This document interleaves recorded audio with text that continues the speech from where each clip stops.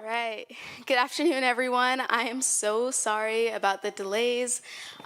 This is humbly my first time hosting an event, so it's been definitely a huge, huge. There's been a lot of ups and downs. I think that's the best way to put it. But I am so proud of and so happy to be here today with how wonderful our event turned out in terms of all the hard work put in by our e-board. I'd love to give them a round of applause. And I'd also love to give a huge round of applause to our speakers. Could everyone give them the biggest round of applause possible?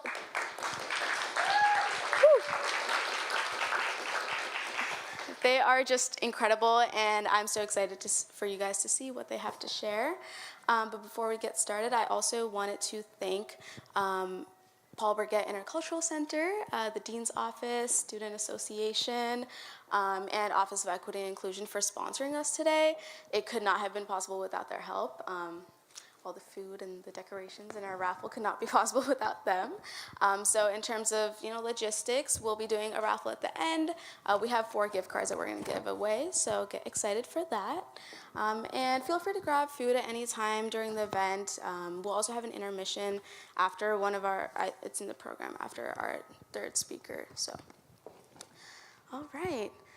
Well, good afternoon, everyone. My name is Keertana. I'm the president of ROCTalks. This is our first annual event. And before we get started today with the revolutionary ideas, the sparks of interest, and the personal stories today that matter so much to our speakers, I wanted to start this afternoon off with a story. I think it was only right to start this with what revolution means to me and what it's meant to me in my life. So when I was born, my parents could not decide on a name for God knows how long. They were just bickering back and forth between ideas, and eventually they decided on a middle ground that neither of them really liked that much. And today I'm named Keertana, and by definition that means God's song.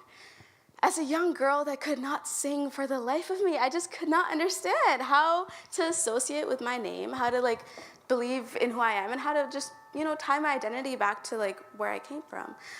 So I remember when I was 16 years old, I asked my dad, if you had the chance to go back to when I was born, and name me anything that you wanted based on who you think I am today, and based on my personality, based on what you've learned from me, what he would choose to name me.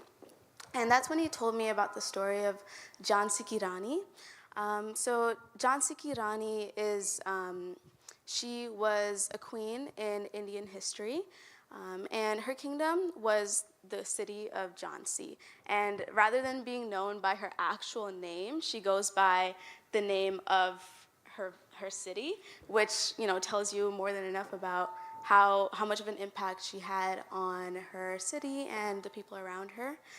So Jhansi Rani's story starts with the time in her life when her husband, the Maharaja of the kingdom, passed away. And the couple's only child that they had was an adopted child, and because of a doctrine set in place, the child couldn't be an heir to the throne.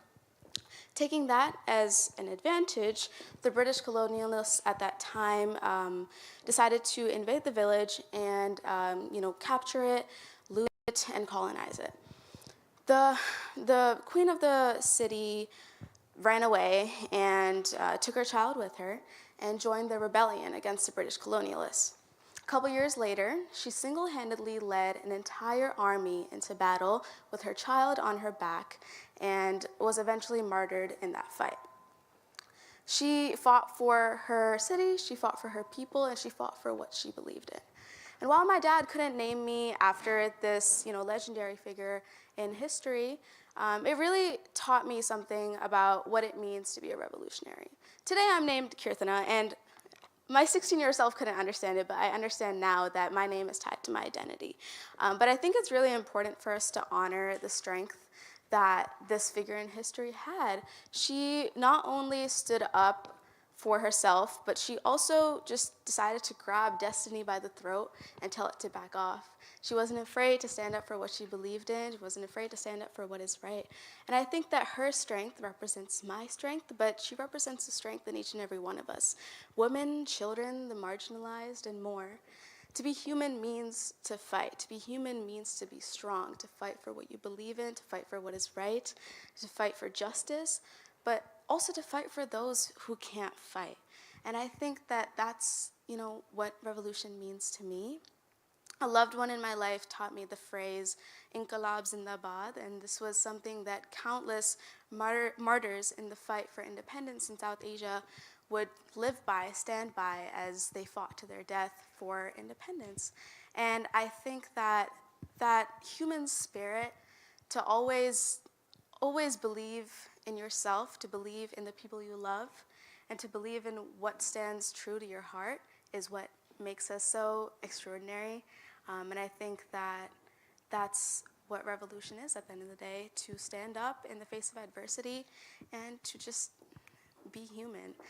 So today we bring to you guys so many different speakers talking about several different definitions of revolution, not just what it's meant historically or politically, but rather just this this chase for something new, this chase for something different, challenging the status quo, challenging what everybody has always told you your entire life. So you'll hear from our speakers about democratization of art, about capitalism in a society with AI.